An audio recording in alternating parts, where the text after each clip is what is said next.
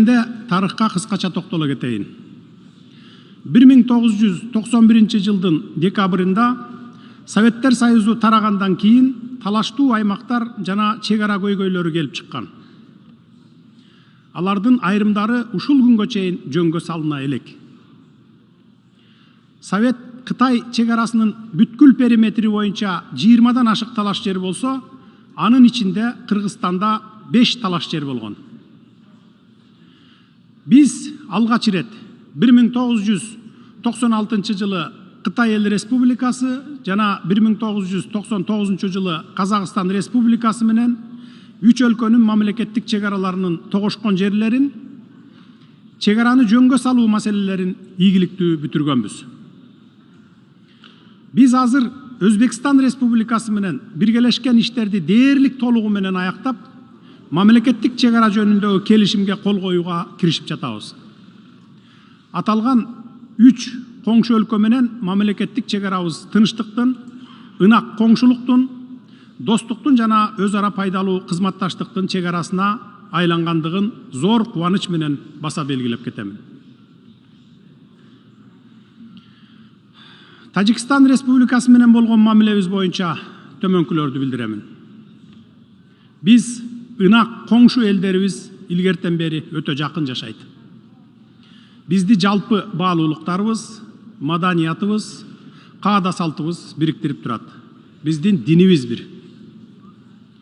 Биздин элдерибиз туугандык байланыштар менен чырмалышкан. Айтылуу Манас атабыз тажик канышасы Каныкейге үйлөнгөн. Советтер Союзу юридикалык жактан 1991 жылдын 21 декабрда Казакстан Республикасынын Алматы шаарында тараган. Мында 11 көз карандысыз мамлекеттин башчылары көз карандысыз мамлекеттер шериктигин түзүү жөнүндө Алматы декларациясы кабыл алынган. Декларацияда көз карандысыз мамлекеттер бири-биринин аймактык бүтүндүгүн жана учурдагы чек араларынын бузулбастыгын тааныйт жана урматтайт деп белгиленген.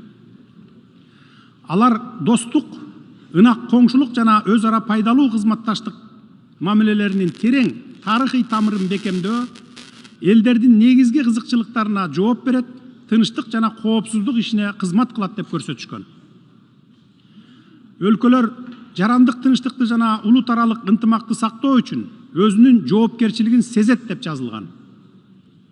Бул юридикалык документке көз карандысыз мамлекеттер шериктештигинин 11 мамлекетинин президенттери, анын ичинде Тажикстан Республикасынын президенти да кол койгон.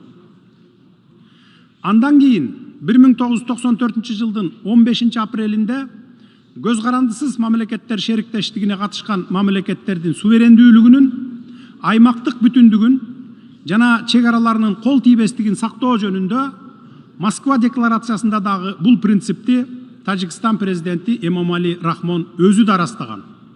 Кол коюп макул болгон. Бирок азыр ал принциптен тайып жатканы өкүнүчтүү. Ал Тажикстандагы кандуу жарандык согуш аяктагандан кийин 1998 жылы биринчи расмий иш сапарын Кыргыз Республикасына жасаган. Кийинчерээк Кыргыз Республикасы менен Тажикстан Республикасынын ортосундагы эки тараптуу мамлекеттер аралык эки келишим 1996 жылдын 12 июлундагы мамлекеттер аралык мамилелердин негиздери жөнүндө келишим жана 2004 жылдын 26 майындагы ынак коңшулук жана өнөктөштүк мамилелер жөнүндөгү келишим түзүлгөн. Эки келишим тең Дүйшөмбү шаарында кол коюлгандыгын белгилеп кетким келет.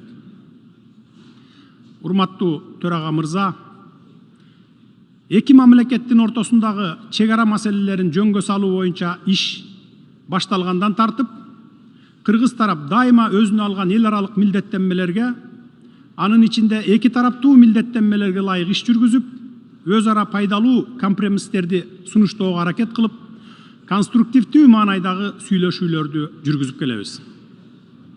Белгилей кетсем, 2021 жылдын апрелинде Тажикстандын куралдуу күчтөрү биздин аймагыбызга негизсиз эле масштабтуу агрессия жасады.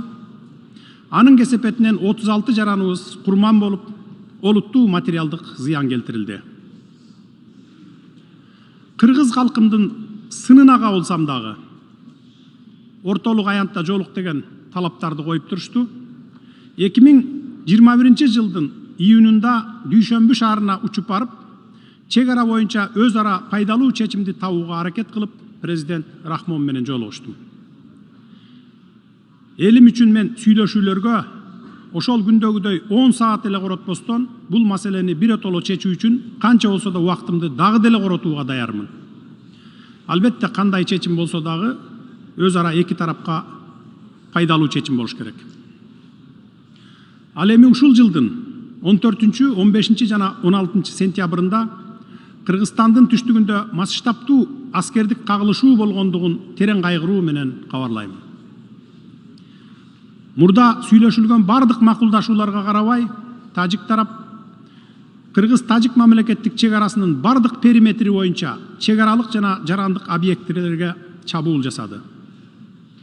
140 миңге жакын жараныбыз чек арага жакын калктуу конуштардан эвакуацияланды. Аларга керектүү жардамдар көрсөтүлүп жатат. Ушуга байланыштуу тилектештик жана моралдык колдоо көрсөткөндүгү үчүн Бириккен Улуттар уюму системасына, досторубузга, өнөктөштөрүбүзгө ыраазычылык билдирип кетемин. Жарандык жана аскердик объекттерге, үйлөргө, административдик имараттарга, мектептерге, чек ара тозотторуна чоң материалдык зыян келтирилди. Кандай гана болбосун материалдык зыяндын ордун толтурса болот экен.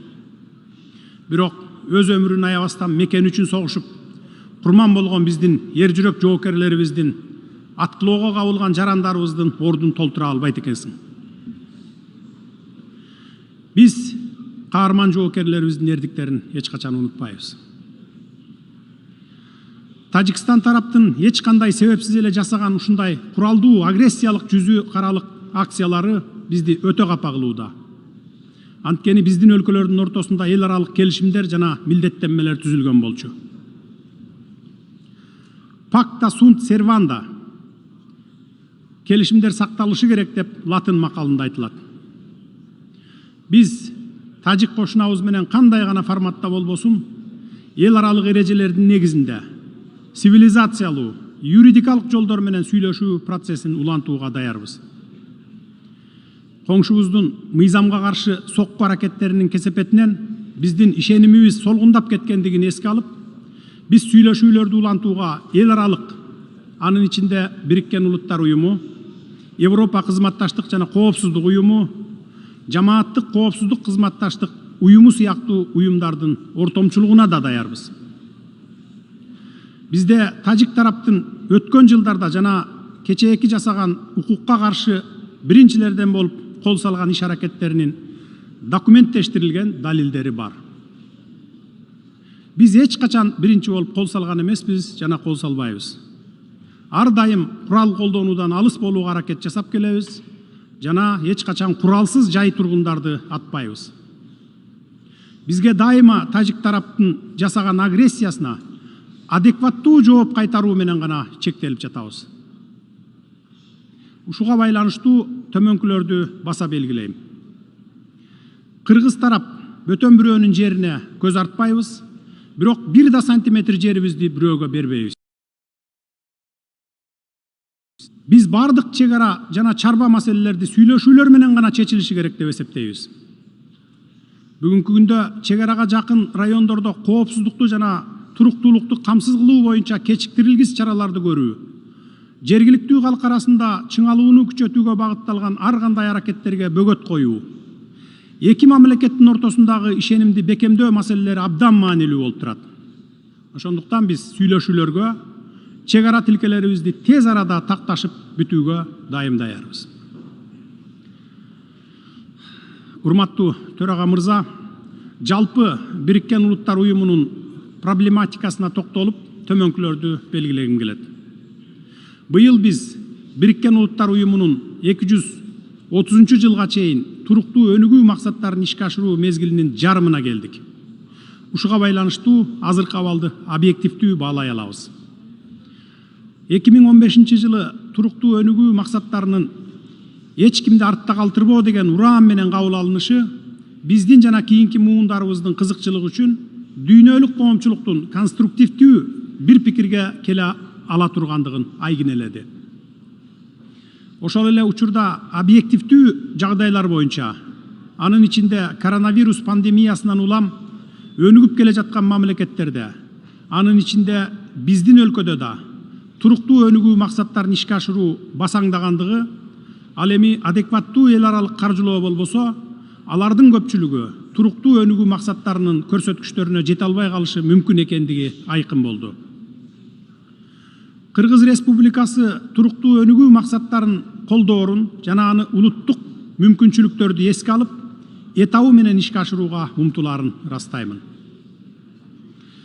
Өлкөбүздүн өздүк потенциалы туруктуу өнүгүүнү камсыз кылуунун негизги булагы жана кыймылдаткычы болушу керек деп эсептеймин. Бул максатта биздин аракеттерибиз экономиканы ылдам, сапаттуу өстүрүүгө, анын ичинде ага өз ара пайдалуу региондук жана эл аралык соода инвестициялык кызматташуу аркылуу жетишүүгө багытталат. Мисалы, Кыргызстан интеграциялык жана кооперациялык процесстерге, анын ичинде Евразия экономикалык бирлигинин жана Кытай Эл Республикасынын бир алкак бир жол демилгесинин алкагында активдүү катышууда. Биз бардык кызыктар тараптар менен ишкердик кызматташууга жана инвестициялык өнөктөштүккө ачыкпыз. Белгилүү болгондой, Борбордук Азиянын деңиз менен байланышы жок. Ушуга байланыштуу Кытай, Кыргызстан, Өзбекстан темир жолун куруу маанилүү региондук долбоор болуп саналат. Аны ишке ашыруу Улуу жибек жолунун каттамында жайгашкан Борбордук Азия үчүн эл аралык соода инвестициялык, транзиттик жана туристтик мүмкүнчүлүктөрдү кеңейтет. Жүргүзүлүп жаткан саясаттын алкагында жашыл, санариптик жана креативдүү экономиканы өнүктүрүүгө артыкчылыктуу көңүл бурулат. Өлкөдө жашыл экономика локомотиви болгон гидроэнергетика тармагы активдүү өнүгүүдө, чакан жана орто кестер пайдаланууга киргизилүүдө. Эң ири камбар ата кесин курууга биздин ынак коңшуларыбыз Казакстан жана Өзбекстан катышат.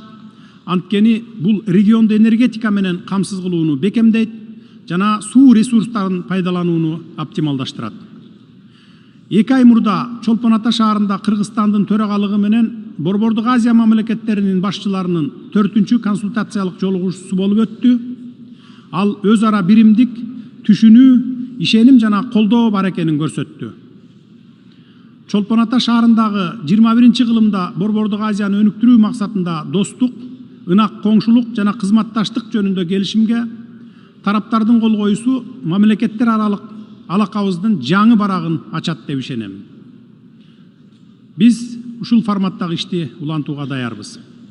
Урматтуу башкы катчы, урматтуу айымдар жана мырзалар, сөзүмдүн аягында Кыргызстан адамзаттын алдында пайда болуп туруучу чакырыктарды чечүүгө Бириккен Улуттар уюмунун мүчө мамлекеттери тарабынан ыйгарым укук берилген бирден бир универсалдуу түзүм катары Бириккен Улуттар уюмун бекем колдойт деп ишендиремин. Бириккен Улуттар уюму өзүнүн бардык функцияларын тийиштүү түрдө жана мүчө мамлекеттерге маанилүү глобалдык көйгөйлөрдү чечүү жана терс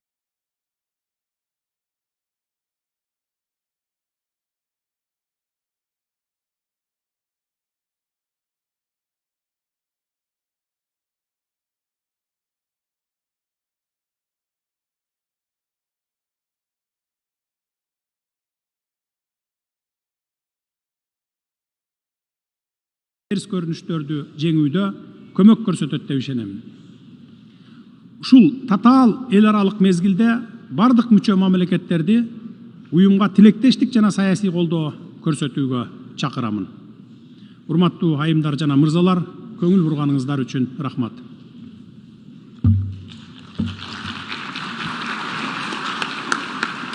On behalf of the Assembly, I wish to thank the President of the Kyrgyz Republic for the statement just made, and I request the protocol to escort His Excellency. The Assembly will hear an address by His Excellency Kassym-Jomart Tokayev, President of the Republic of Kazakhstan. I request the protocol to escort His Excellency.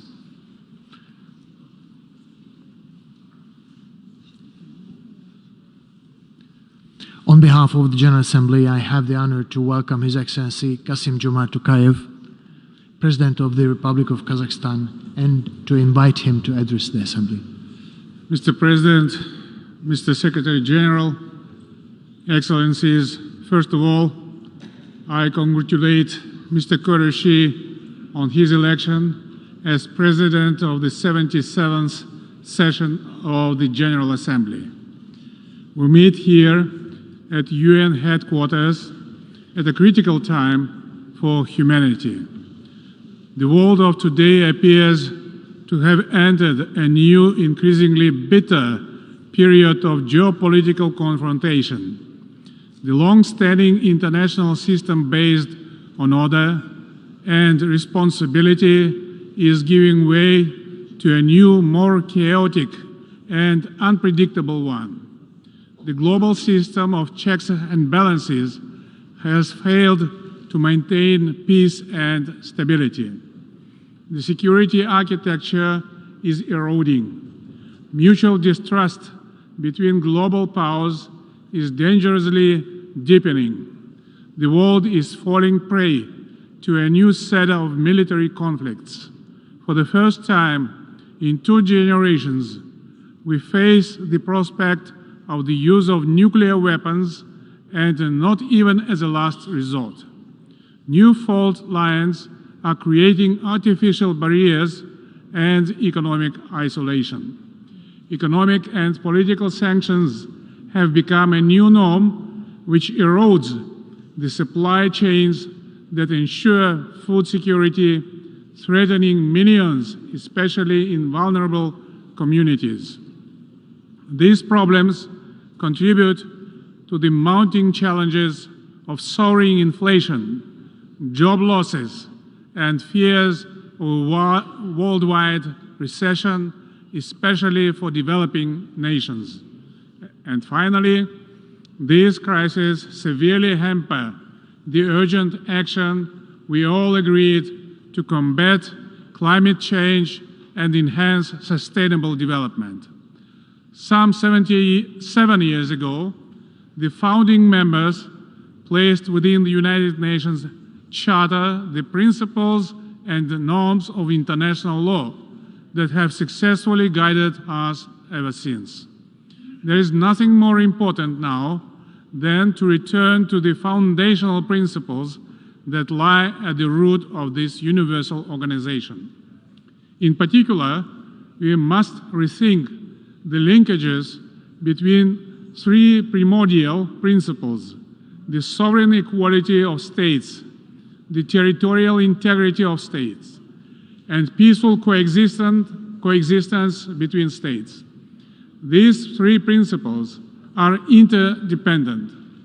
To respect one is to respect the other 2.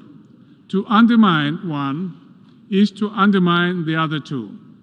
When the global disarmament regime, both conventional and nuclear, weakens, these 3 principles are threatened. Conversely, as these 3 principles are respected, they grow in strength.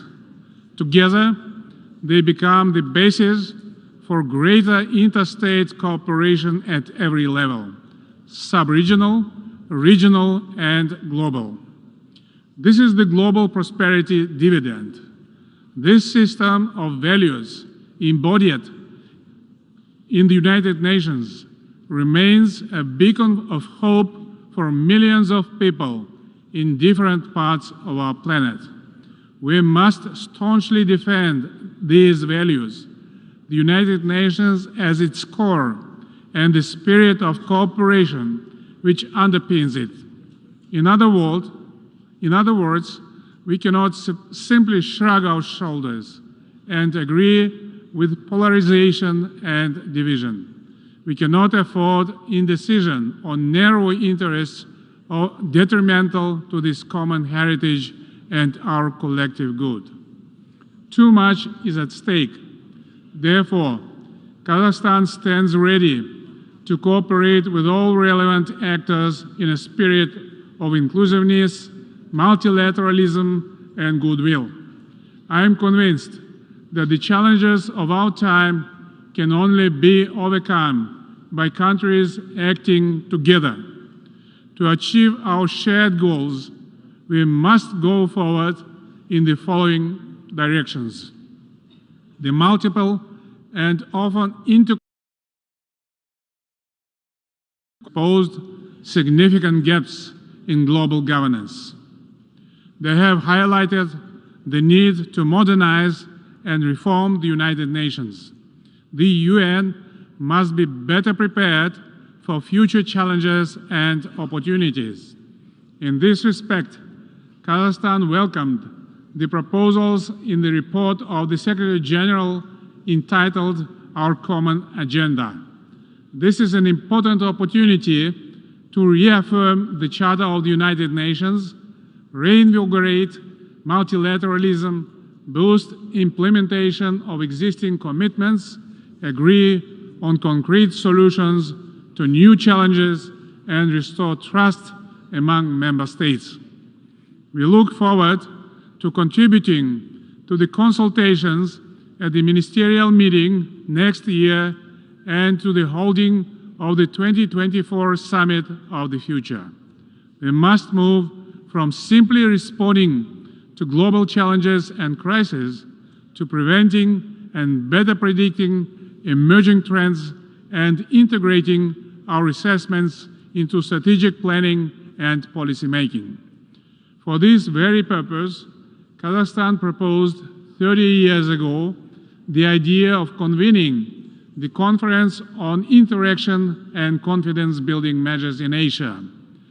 In the context of new challenges and threats, we hope to transform SICA into full-fledged international organization at the upcoming summit in October in Astana to contribute to global mediation and peacemaking.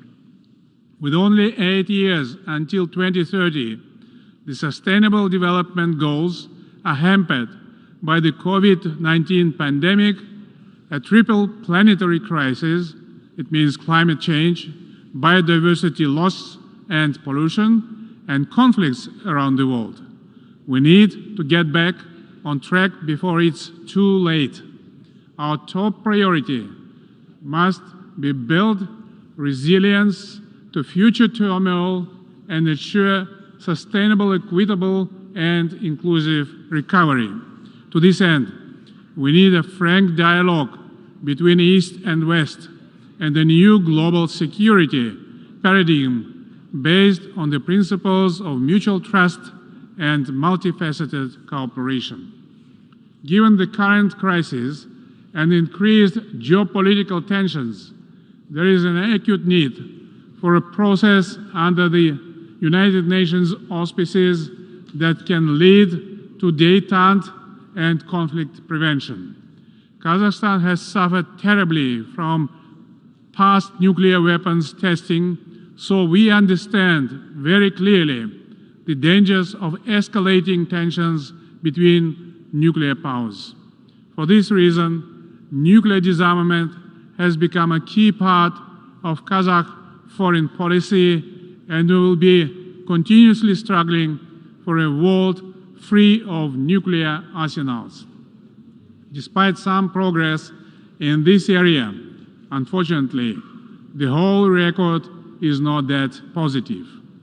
We are alarmed by the increased rivalry and rhetoric of nuclear states. We are also concerned at the lack of progress made by the NPT review conferences.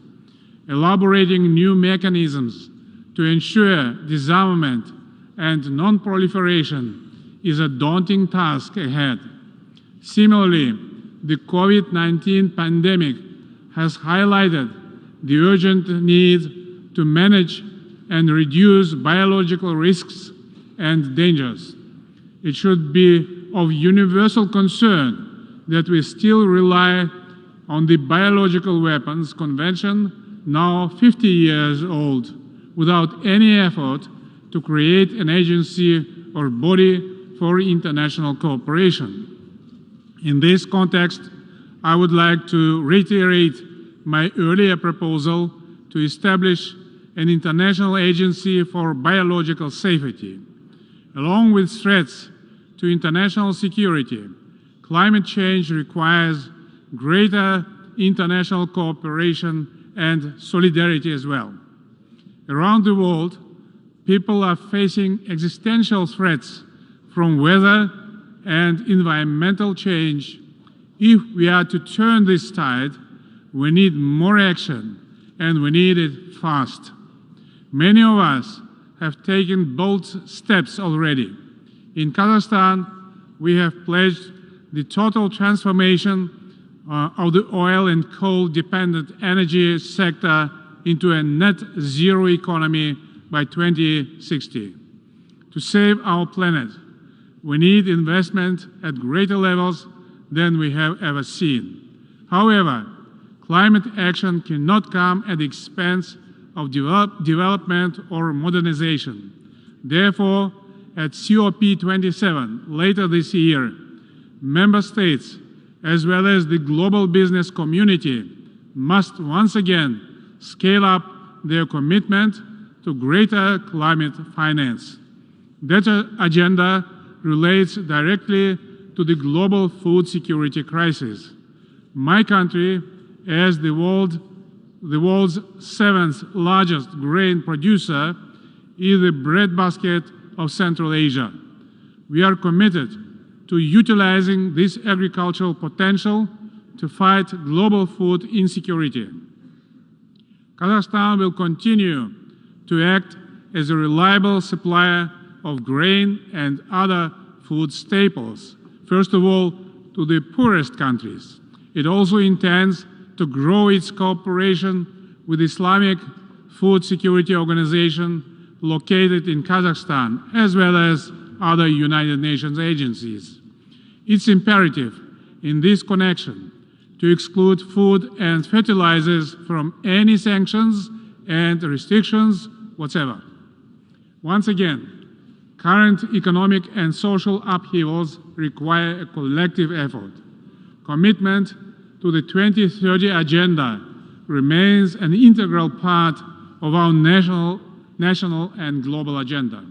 In addition, fair trade regimes are crucial to global economic recovery. In this context, I would like to commend the constructive decisions coming out of the 12th WTO Ministerial Conference chaired by Kazakhstan. The current geopolitical situation also highlights the importance of a reliable and diversified global transit and transport infrastructure. We are seeing this in our own region. Kazakhstan, the largest landlocked developing country, is becoming a vital Asian land corridor to Europe.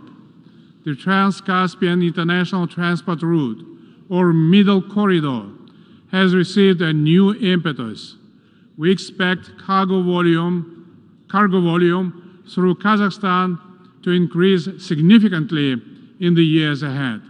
We must ensure that the Caspian Sea becomes a sea of peace and new opportunities.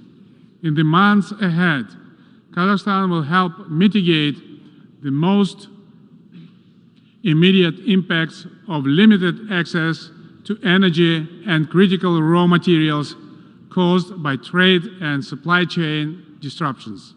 In the long term, we aim to diversify our sources of energy with a particular focus on green hydrogen and renewables. Speaking about Central Asia, we should bear in mind that it has already become a region of vast opportunities for international cooperation. Together with our Central Asian partners, we are committed to strengthening political interaction and deepening economic ties to move our region forward. We agreed to coexist as good neighbors and diversify our cooperation. This credo is based on our significant natural and agricultural resources, human capital, transport and transit potential. We are a buffer market between East and West, South and North. We intend to work together with all stakeholders to address a pressing regional agenda that includes climate change, the Aral Sea, rational use of water resources, border delimitation, combating extremism, and expanding intra-regional trade. That's why we consider it important to establish the United Nations Regional Center for SDGs for Central Asia and Afghanistan in Almaty. Kazakhstan sees the future Afghanistan as a truly independent, neutral, united, prosperous state living in peace with its neighbors. Therefore, we support the difficult process of nation building in that country, including life-saving humanitarian assistance. Dear colleagues, as President of Kazakhstan, I am absolutely committed to build a just Kazakhstan, one in which every citizen has the same opportunities, rights, and protections. Justice in my country must prevail. Law and order will become pillars of our society. The most important part of this path is transformative political reform. Presidential and parliamentary elections will be held in Kazakhstan over the coming months. According to my proposal, the presidential mandate has been limited to one 7-year term. It's a real breakthrough in developing democracy in Kazakhstan. At the same time, we will be firmly adhering to my formula of a strong president, authoritative parliament, accountable government. I am convinced this formula excellently serves the national interests of Kazakhstan. We also aim to demonopolize the economy. We are taking steps to ensure that the wealthiest in our society play their part in our quest for a just Kazakhstan, along with diversifying our economy and increasing investments in human capital. Recently, I initiated the creation of a national fund for children. Starting in 2024, 50% of the investment income from the National Welfare Fund will be allocated to special savings accounts for children until their adulthood. These funds could be used for education or housing purposes. A special private charity fund for the people of Kazakhstan also now provides assistance to ordinary citizens for healthcare, education, and social security aims. We aim to further expand the empowerment and participation of women in economic and public life. Comprehensive national transformation is not a simple process, and there will be certainly pitfalls and bumps in the road. But if we are firmly to meet the expectations of Kazakh citizens, we cannot deviate from this strategic path of citizens in governance. There is now a mandatory 30% quota for women and young people in electoral party lists. To make local administration more accountable, local mayors are now directly elected. To foster a more open culture between society and government, we have changed the law on peaceful assembly. Government authorization is no longer required. Following its international commitments on the fundamental right to dignity, Kazakhstan abolished the death penalty and provide platforms for dialogue wherever needed. Dear friends, for the aims of the Charter in all major UN organs, from ECOSOC to the Human Rights Council and to the Security Council, Kazakhstan will remain at the forefront of advancing a more modern, efficient, transparent, and accountable organization. Never in history have we had such a need for responsible leadership for the next generations. Remembering our past makes us responsible for our future. Together with you, we will spare no effort toward building a safer, more sustainable and prosperous global community. Thank you. On behalf of the Assembly, I wish to thank the President of the Republic of Kazakhstan for the statement just made and request the protocol to escort His Excellency. And before proceeding, may I just agreed time limits for the national interventions are 15 minutes, and you are kindly requested to adhere to this agreement. The Assembly will hear an address by His Highness Sheikh Tamim bin Hamad Al Thani, Emir of the State of Qatar. I request the protocol to escort His Highness.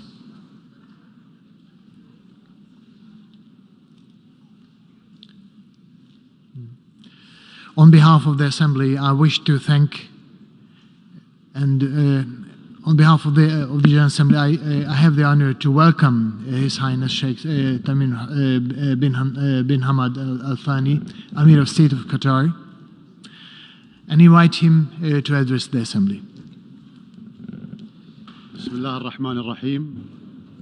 سعادة رئيس الجمعية العامة، سعادة الأمين العام للأمم المتحدة، السيدات والسادة، يسرني بداية أن نهنئ سعادة السيد كاسابا كوروشي على توليه رئاسة الدورة 77 للجمعية العامة، متمنيا له النجاح.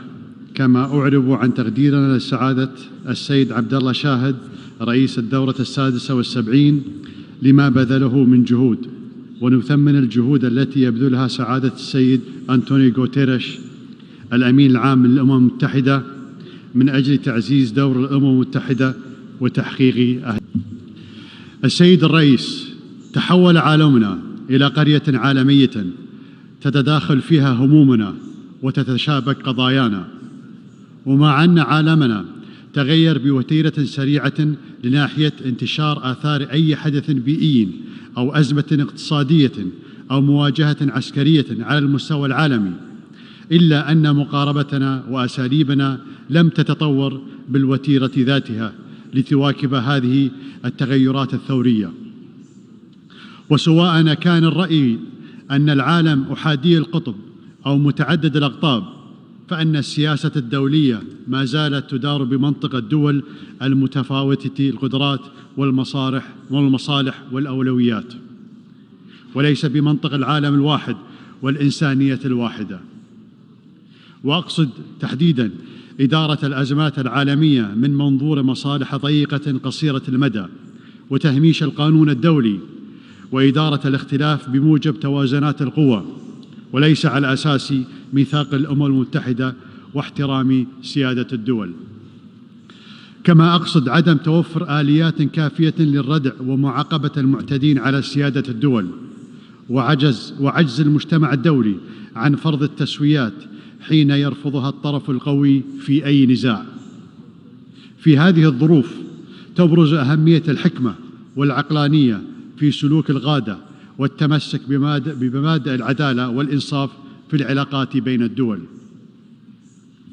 السيد الرئيس، ندرك تماماً تعقيدات الصراع بين روسيا وأوكرانيا والبعد الدولي له، ومع ذلك ندعو إلى وقف إطلاق النار ومباشرة السعي إلى حل سلمي للنزاع، فهذا ما سوف ينتهي إليه الأمر على كل حال مهما استمرت الحرب، ودوامها لن يغير هذه النتيجة، بل سوف يزيد من عدد الضحايا، كما يضاعف آثارها الوخيمة على أوروبا وروسيا والاقتصاد العالمي عموماً.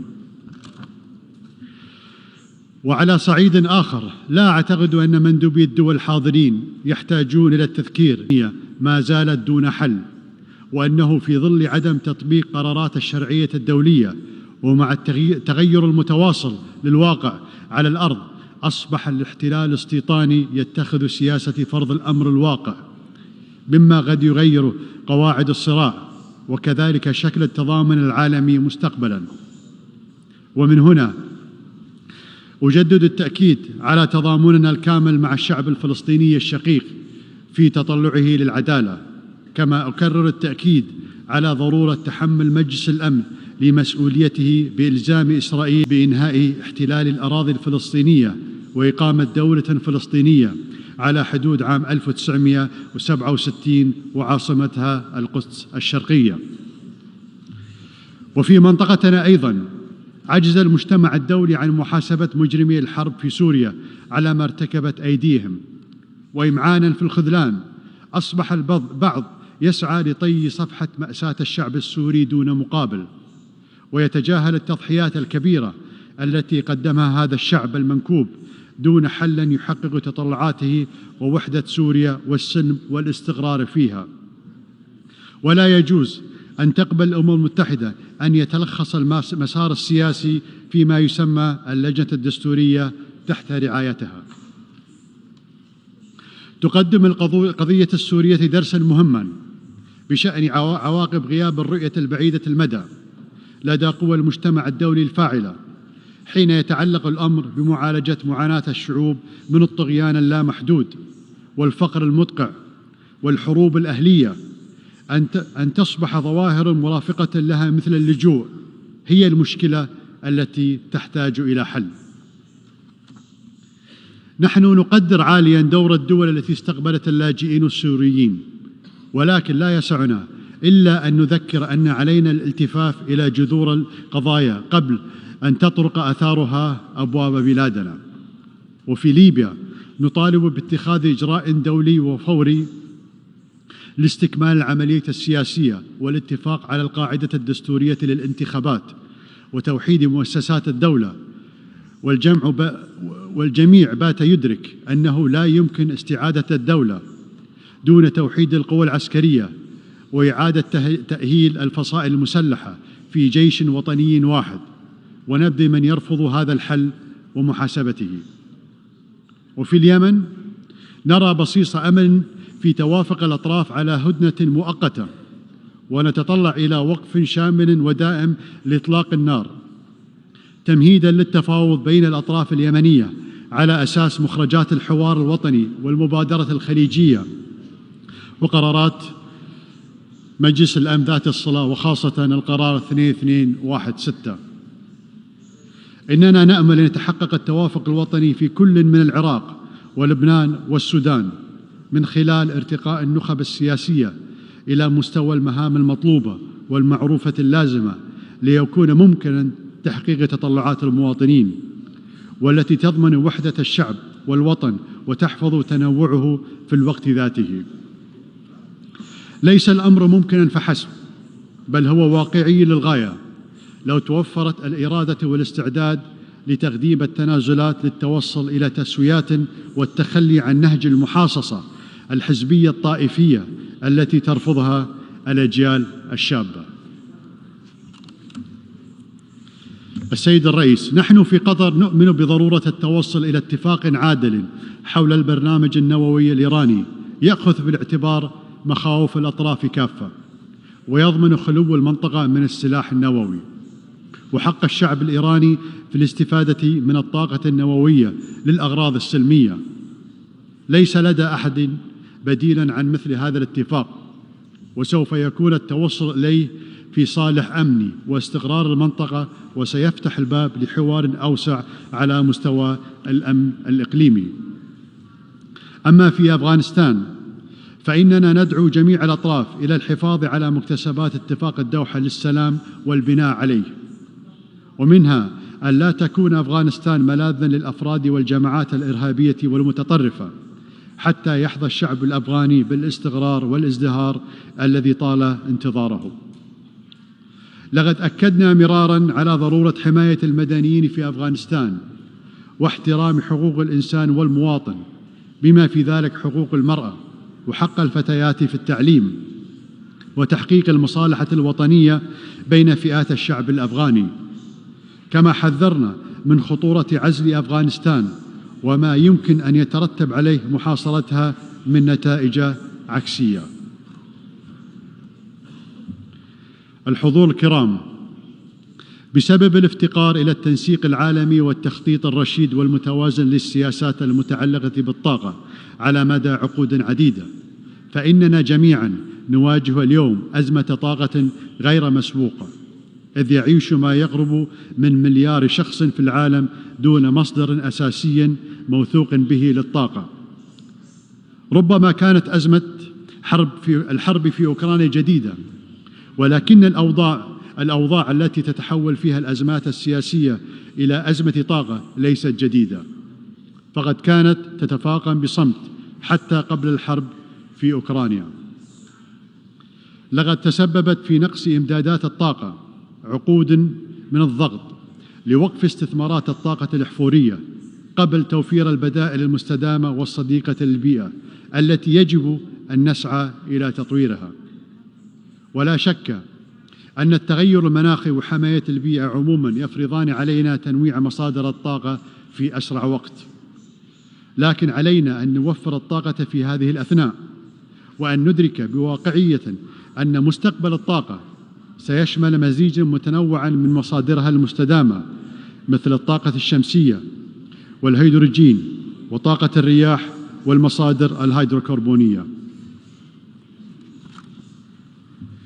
وبفضل استثمار قطر في الغاز الطبيعي المسال منذ عقود خلت، تمكنا الآن من الشروع في توسعة حقل غاز الشمال، والذي سيلعب دورا محوريا في التخفيف من أزمة نقص إمدادات الطاقة في أجزاء مهمة في العالم. والدواء تحمل مصدريها مسؤولية تتجاوز المسؤولية التجارية، وذلك بدءا بالموثوقية واحترام العهود.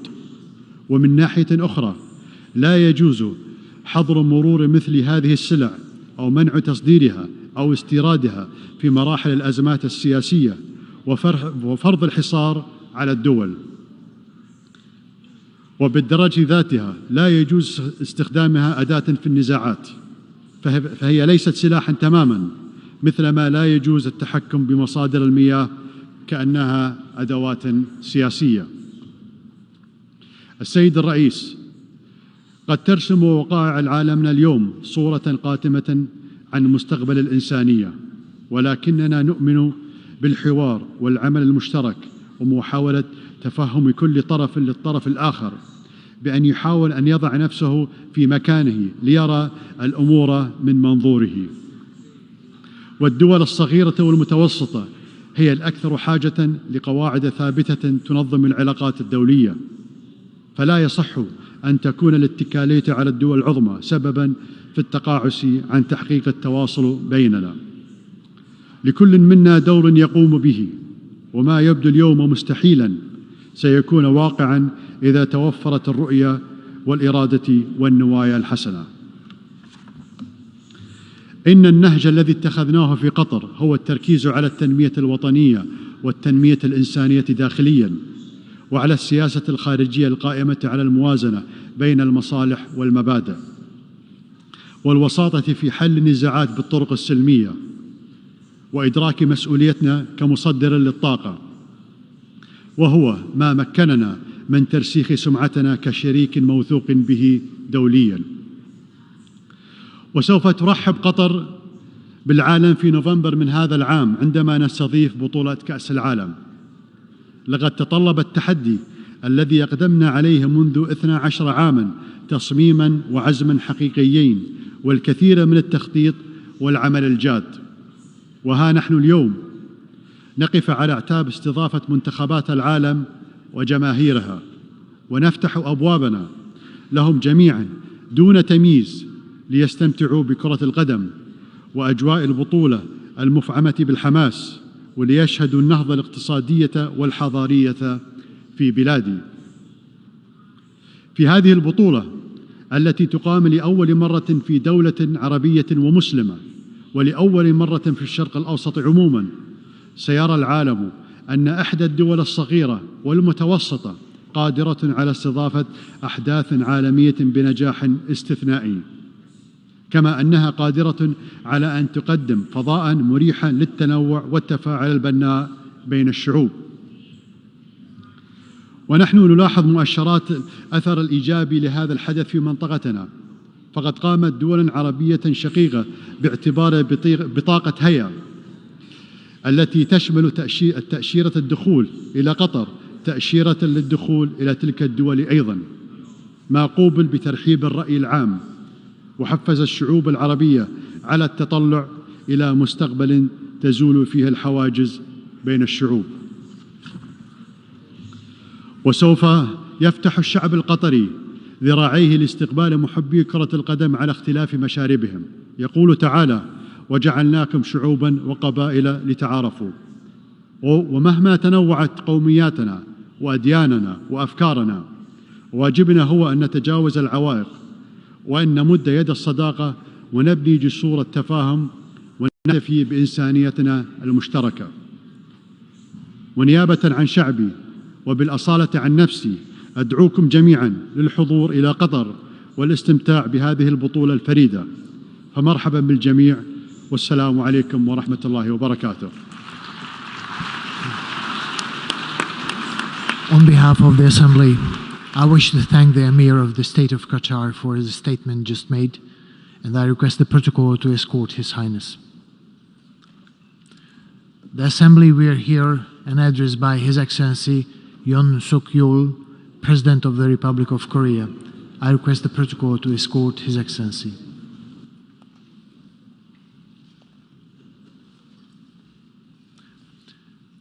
On behalf of the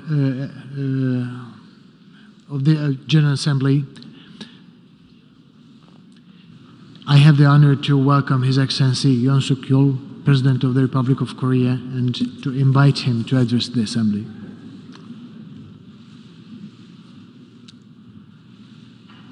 의장님, 사무총장님, 각국 대표 여러분, 처버 커러쉬 총회 의장님의 취임을 축하합니다. 의장님의 리더십 하에 이번 제77차 UN 총회가 더 나은 세계를 향해 회원국들의 지혜를 모으는 계기가 되길 바랍니다. 특히 올해 두 번째 임기를 시작한 안토니우 구테레스 사무총장님의 헌신과 노력에 경의를 표합니다.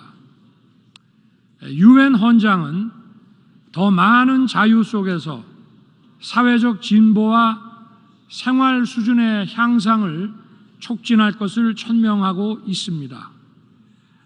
또한 국제 평화와 안전을 유지하기 위한 인류의 연대를 촉구하고 있습니다. 한 국가 내에서 어느 개인의 자유가 위협받을 때 공동체 구성원들이 연대해서 그 위협을 제거하고 자유를 지켜야 하듯이 국제사회에서도 어느 세계 시민이나 국가의 자유가 위협받을 때 국제사회가 연대하여 그 자유를 지켜야 합니다. 우리들의 현대사는 이렇게 연대하고 힘을 합쳐 자유를 지키고 문명적 진보를 이룩해온 과정을 보여주고 있습니다. 오늘날 국제사회는 힘에 의한 현상 변경과 핵무기를 비롯한 대량 살상무기, 인권의 집단적 유린으로 또다시 세계 시민의 자유와 평화가 위협받고 있습니다. 이러한 자유와 평화에 대한 위협은 유엔과 국제사회가 그동안 축적해온 보편적 국제 규범 체계를 강력히 지지하고 연대함으로써 극복해 나아가야 합니다.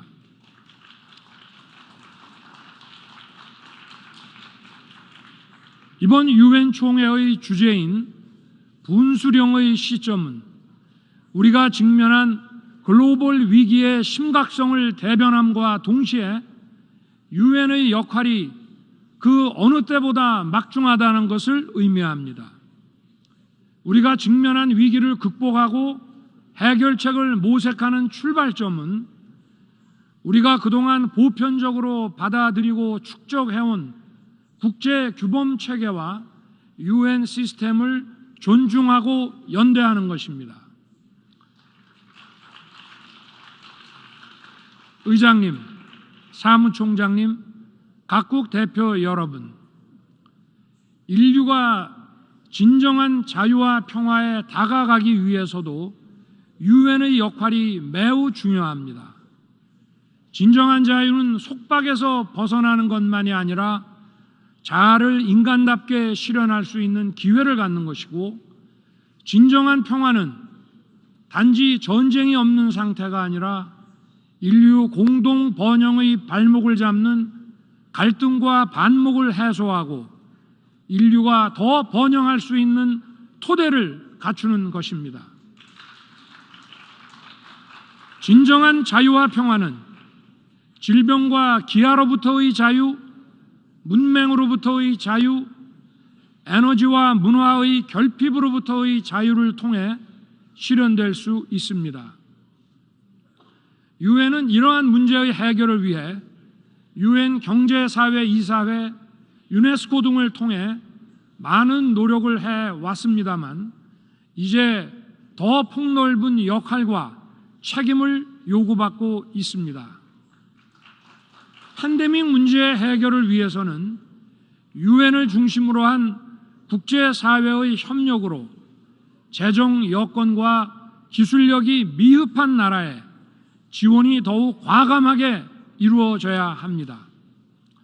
탈탄소라는 지구적 과제를 추진함에 있어 녹색 기술의 선도 국가는 신재생 에너지 기술 등을 더 많은 국가들과 공유하도록 노력하고 지원을 아끼지 않아야 합니다. 특히 디지털 심화 시대에 디지털 격차는 국가 간의 양극화를 가중시키기 때문에 유엔을 중심으로 한 국제사회의 협력이 매우 중요한 과제가 되었습니다. 디지털 기술 선도 국가는 개도국의 디지털 교육과 기술 전수, 투자에 더욱 많은 지원을 해야 하고 유엔은 이를 이끄는 노력을 배가하여야 합니다. 의장님, 사무총장님, 각국 대표 여러분, 대한민국은 최근 긴축 재정에도 불구하고 지출 구조 조정을 통해 마련한 재원으로 사회적 약자에 대한 지원과 ODA 예산을 늘렸습니다. 사회적 약자에 대한 지원 확대가 지속 가능한 번영의 기반이 되는 것과 마찬가지로 국제사회에서 어려운 나라에 대한 지원은 세계의 자유와 평화를 지속 가능하게 만들 것입니다. 대한민국은 국제사회의 책임 있는 일원으로서 세계 시민의 자유와 국제사회의 번영을 위해 책임과 역할을 다할 것입니다. 대한민국은 코로나 치료제와 백신의 연구 개발에 박차를 가하는 동시에 액트A 이니셔티브에 3억 달러, 세계은행의 금융중개기금에 3천만 달러를 공약하는 등 글로벌 보건체계 강화를 위한 기여를 더욱 확대하고 있습니다. 세계보건기구의 팬데믹 협약 체결을 위한 협상에도 참여 중이며 오는 11월 미래 감염병 대응을 위한 글로벌 보건안보 구상 강요 회의를 서울에서 개최할 것입니다. 아울러 대한민국은 글로벌 감염병 대응이라는 인류 공동과제 해결을 적극 동참하기 위해 글로벌 펀드에 대한 기여를 획기적으로 확대하기로 했습니다. 기후변화 문제에 관해서도 대한민국은 그린 ODA를 확대하고 개발도상국의 저탄소 에너지 전환을 도울 것이며 혁신적 녹색 기술을 모든 인류와 공유하기 위해 노력할 것입니다. 대한민국은 이미 오래전부터 전자정부 디지털 기술을 개도국을 비롯한 많은 나라에 이전하고 공유해 왔습니다. 대한민국은 지금 디지털 플랫폼 정부를 추진하고 있습니다. 디지털 기술로 민주주의와 행정 서비스 그리고 복지 서비스를 획기적으로 업그레이드 시키는 원대한 시도입니다. 앞으로 이러한 디지털 기술과 데이터를 더 많이 공유하고 지원과 교육 투자에 노력을 아끼지 않겠습니다. 의장님, 사무총장님, 각국 대표 여러분, 우리가 직면하고 있는 글로벌 위기에 대한 해결책으로 UN 시스템과 보편적 국제 규범 체계가 과연 유용한 것인지에 관해 지금 현재 시험대에 올라 있다고 할 수 있습니다. 그러나 우리가 현재 직면하고 있는 이 위기는 자유라는 보편적 가치를 공유하고 자유를 지키고 확장하기 위해 함께 노력해야 한다는 확고한 연대의 정신으로 해결할 수 있습니다. 그러므로 자유와 연대의 정신에 입각한 유엔의 시스템과 그동안 보편적으로 국제사회에서 인정받아온 규범 체계가 더욱 강력하게 지지되어야 합니다. 유엔 시스템과 보편적 규범 체계에 등을 돌리고 이탈하게 된다면 국제사회는 블록화되고 그 위기와 혼란은 더욱 가중될 것입니다. 우리가 직면하고 있는 문제의 본질과 원인에 대해서 더욱 치열하게 고민하고 국제사회가 그 해결을 위해 역할을 분담하고 힘을 합치는 노력들이 더욱 강력하게 실행되어야 합니다. 이러한 전환기적 위기의 해결책으로서 세계 시민과 국제사회의 리더 여러분들께 유엔 시스템과 보편적 국제 규범 체계에 대한 확신에 찬 지지를 다시 한번 호소합니다. 의장님, 사무총장님, 각국 대표 여러분, 돌이켜보면 유엔이 창립된 직후 세계 평화를 위한 첫 번째 의미 있는 미션은 대한민국을 한반도의 유일한 합법정부로 승인하고 유엔군을 파견하여 대한민국의 자유를 수호한 것이었습니다. 이러한 유엔의 노력 덕분에 대한민국은 이렇게 성장할 수 있었습니다.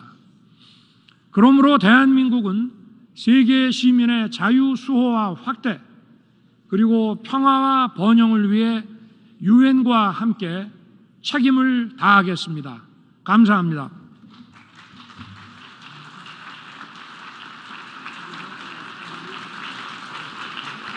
On behalf of the Assembly, I wish to thank the President of the Republic of Korea for the statement just made, and I request the protocol to escort His Excellency.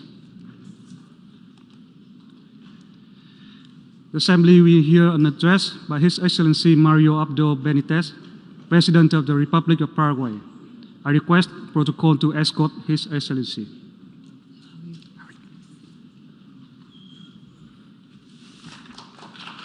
On behalf of the General Assembly, I have the honor to welcome His Excellency Mario Abdo Benitez, President of the Republic of Paraguay, and to invite him to address the Assembly.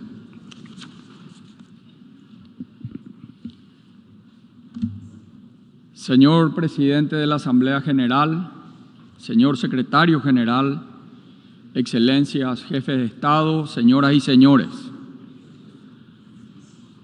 Este tradicional encuentro nos convoca con la enorme responsabilidad de intercambiar ideas y generar compromisos para afianzar esta esfera pública intergubernamental tan necesaria para dar respuestas a las urgencias comunes de nuestras naciones.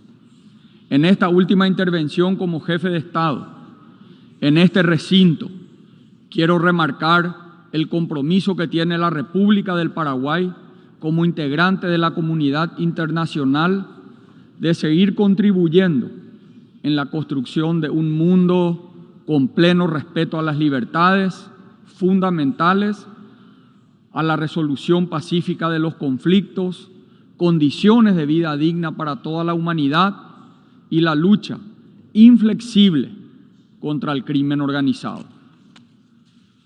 Todos estos ámbitos están marcados por factores de orden mundial.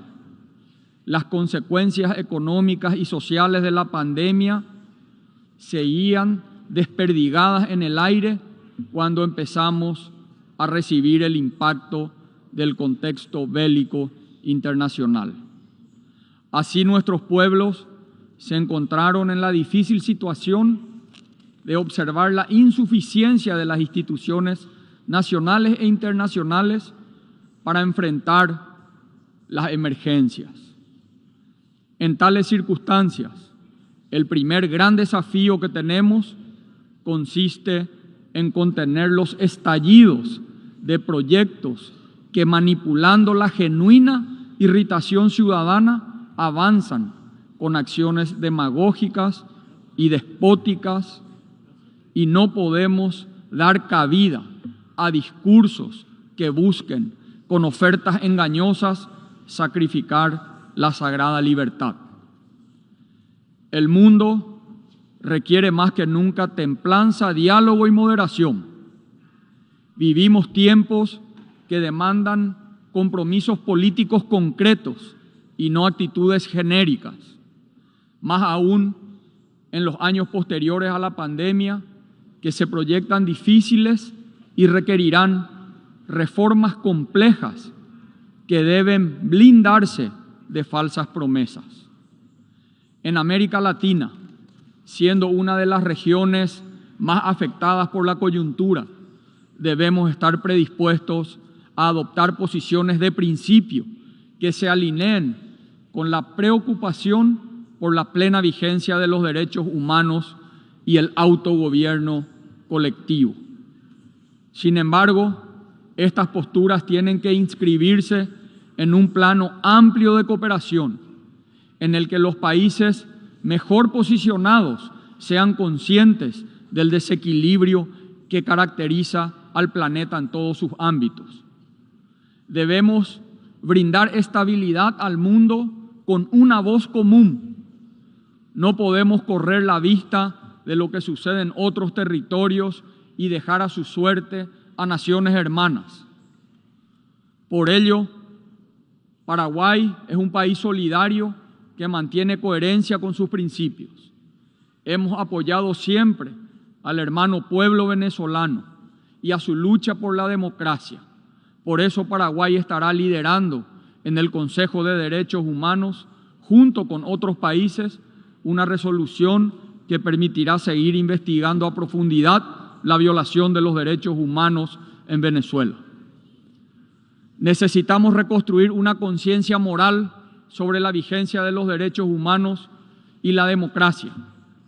Los instrumentos jurídicos y las instituciones que hemos creado para protegerlos tienen un valor innegable. Sin embargo, el elemento fundamental para custodiar a las personas sigue siendo consolidar una concepción respecto al valor superior de su dignidad, inviolabilidad y autonomía. La difícil coyuntura actual nos demanda abordar los problemas mundiales de forma conjunta, sin exclusiones. Por ello, mi país reitera enfáticamente el apoyo a la solicitud de la República de China, Taiwán, para ser parte integral del sistema de las Naciones Unidas. Estamos convencidos del valioso aporte que implica su participación en el sistema multilateral. Aprovecho el momento para expresar mi solidaridad por el terremoto que acaba de afectar al pueblo taiwanés y los diferentes episodios vividos en México, en República Dominicana y en Puerto Rico. El Paraguay se adhiere a la inmensa mayoría de países que abogan por la paz, el imperio del derecho internacional y la prevalencia de la diplomacia. Nos preocupa la situación en Ucrania y las consecuencias humanitarias y económicas del conflicto. Hacemos un llamado enérgico al cese de las hostilidades y a la reanudación de las negociaciones. Es fundamental que nuestra organización y la comunidad internacional en general participen intensamente en este proceso. De cara a este escenario, es inevitable señalar el escrutinio sobre el papel que le corresponde al Consejo de Seguridad en el delicado contexto internacional. es imperioso repensar su funcionamiento para orientarlo hacia un desempeño efectivo, así como fortalecer el rol de la Asamblea General como espacio de canalización de la palabra de todos los estados. Otro tema que nos convoca en términos de cooperación es la salud del sistema financiero internacional. No es posible seguir hablando de iniciativas globales para erradicar la pobreza y promover el desarrollo sostenible cuando nuestras economías se ven contaminadas por la diseminación de ganancias provenientes de las actividades ilícitas.